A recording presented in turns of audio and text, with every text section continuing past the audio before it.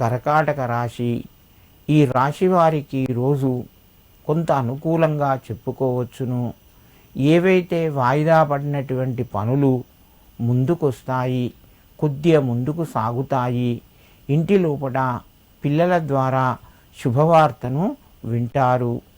దూర బంధువుల యొక్క కలవడము, వారితోని మాట్లాడము జరుగుతూ ఉంటుంది. ప్రయాణాలు కూడా చేయవలసి వస్తుంది. ఆరోగ్యం అనుకూలంగా ఉంది. వ్యాపార పరంగా కొంత మీకు లాభాలు కూడా ఈరోజు లభిస్తాయి, కలిసి వస్తుంది. కర్కాటక రాశివారు ఈరోజు గురు రాఘవేంద్ర స్వామినే నమః అని చెప్పి ఆ యొక్క స్వామిని తలుచుకొని మీ యొక్క పనులు ప్రారంభించండి. మీకు మరింత శుభయోగం కలుగుతూ ఉంటుంది.